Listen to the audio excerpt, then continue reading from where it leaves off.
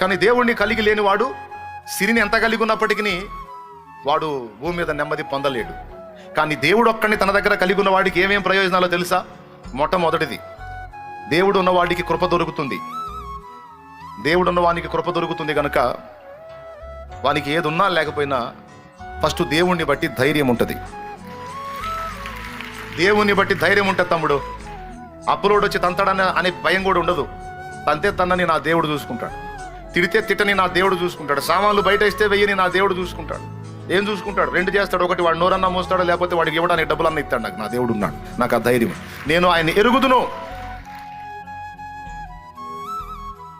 కానీ ధనవంతుల దగ్గర డబ్బు ఉంది కానీ ధైర్యం లేదు. చిన్న బలహీనత వస్తే భయపడిపోతారు, హాస్పిటల్ చుట్టూ తిరుగుతూ ఉంటారు. ఎందుకంటే ఏమో లోపల ఏ అవయవం చెడిపోయిందో, ఉంటానో పోతానో ఏం జరుగుతుందో ఏదో మొత్తాన్ని లోపల తేడా పడుతుంది. తడవకి టెస్టులు, దగ్గితే టెస్టు, తుమ్మితే టెస్టు, దోమ గుడితే టెస్టు, చీమ గుడితే టెస్టు. ఎప్పుడన్నా చూడు తడవకి వారానికి 2 సార్లు ఆసుపత్రికి వేస్తూ ఉంటారు. భయం, చచ్చిపోతామేమో, ఎన్ని పోతాయో. దేవునికి స్తోత్రం కలుగును గాక. హల్లెలూయా. కానీ దేవుణ్ణి కలిగి ఉన్నోడికి ఆ భయం లేదు. ఎందుకు?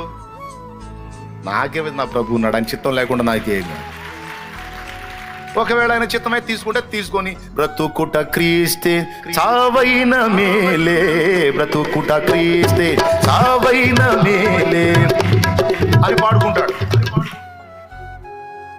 అప్పులు, బాధలు, ఇరుకులు, ఇబ్బందులు, కష్టాలు, నిందలు, అవమానాలు ఎన్నొచ్చినా సరే దేవునికి తెలియకుండా ఇవి రాలేదు కనుక, ఈ వచ్చినవన్నీ ఏదో ఒక టైంలో నా మేలుకేం మారతాయని ఎరిగిన వాడు కనుక ఎదురవుతున్న ప్రతి పరిస్థితి విషయంలో నీకే స్తోత్రం ప్రభువా అని ధైర్యంగా సాగిపోతాడు.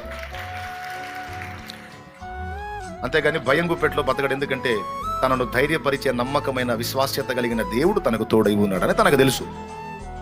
కాబట్టి దృఢమైనటువంటి ధైర్యం కలిగి ఉంటాడు.